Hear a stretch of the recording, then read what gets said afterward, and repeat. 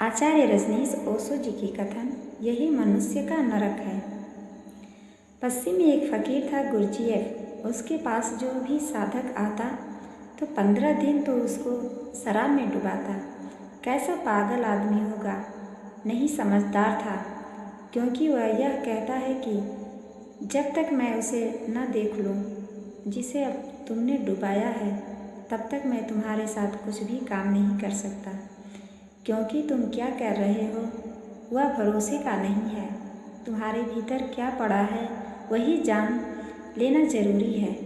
तो एक कदम शराब पिलाता, 15 दिन इतना डुबा देता शराब में, फिर उस आदमी का असली चेहरा खोजता कि भीतर कौन कौन छिपा है, किस को दबाया है, तुम्हारी चॉइस ने क्या किया है, इसे जानना जरूरी है, तभी रूपांतरण हो सकता है। कई लोग तो भाग जाते हैं कि हम यह बर्दाश्त नहीं कर सकते, लेकिन गुरजीएफ कहता कि 15 दिन तो जब तक मैं तुम्हें शराब में न डुबा लूँ, तब तक मैं तुम्हारे भीतरी घर में न झांक लूँ कि तुमने क्या क्या दबा रखा है, तब तक मैं तुमसे बात भी नहीं करूँगा, क्योंकि तुम जो कहते हो उसको सुनकर अगर मैं तुम्हारे साथ मेहनत करूँ तो मेहनत व्यर्थ चली जाएगी, क्योंकि तुम जो कहते हो पक्का नहीं है कि तुम वही हो। भीतर तुम कुछ और हो सकते हो, और अंतिम निष्कर्ष पर तुम्हारे जो भीतर पड़ा है वही निर्णायक है। इसलिए कृष्ण कहते हैं चुनना मत, क्योंकि चुनना क्या कि भीतर गया, वह जिसे तुमने छोड़ा दबाया वह अंदर गया, और जिसे तुमने उभारा और स्वीकारा वह ऊपर आया। बस इससे ज़्यादा फर्क नहीं पड़ेगा, द्वंद्व बना ही रहेगा। और द्वंद्व क्या है, कॉन्फ्लिक्ट क्या है, दंड एक ही है, चेतन और अचेतन का दंड है। आपने कसम ली है क्रोध नहीं करेंगे, कसम आपकी चेतन मन में, कॉन्शस माइंड में रहेगी, और क्रोध की ताकतें अचेतन मन में रहेगी।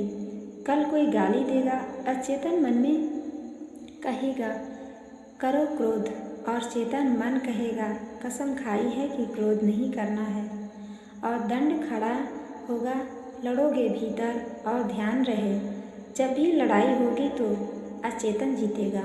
इमरजेंसी में हमेशा अचेतन जीतेगा।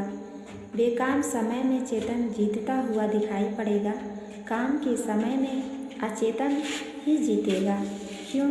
क्योंकि मनोविज्ञान की अधिकतम खोजें इस नतीजे पर पहुंचती है कि चेतन मन हमारे मन का एक हिस्सा है।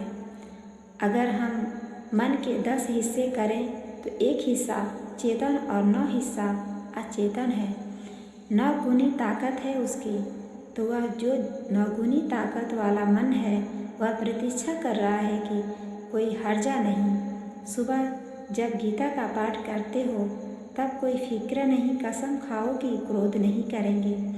मंदिर जब जाते हो तब कोई फिक्र नहीं, मंदिर कोई जिंदगी है, कहो कि क्रोध नहीं करेंगे। देख लेंगे दुकान पर, देख लेंगे घर में, जब मौका आएगा असली तब एकदम चेतन हट जाएगा और अचेतन हमला बोल देता है। इसलिए तो हम कहते हैं क्रोध करने के बाद आदमी कहता है कि पता नहीं कैसे मैंने क्रोध कर लिया, मेरे बावजूद इन स्पाइट ऑफ मी, मेरे बावजूद क्रोध हो गया। लेकिन आपके बावजूद क्रोध कैसे हो सकता है?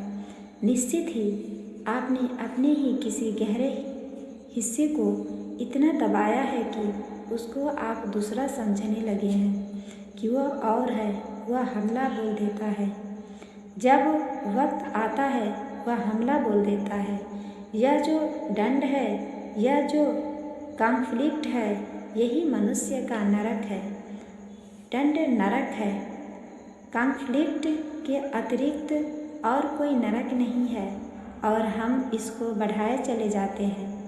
जितना हम चुनते जाते हैं, बढ़ाए चले जाते हैं। तो कृष्ण इस सूत्र में कहते हैं राग और द्वेष से, दंड से, कॉन्फ्लिक्ट से जो बाहर हो जाता है, जो चुनाव के बाहर हो जाता है, वही जीवन के परम सत्य को जान पाता है। और जो दंड के भीतर घिरा रहता है, वह सिर्फ जीवन के नर्क को ही जान पाता है। धन्यवाद।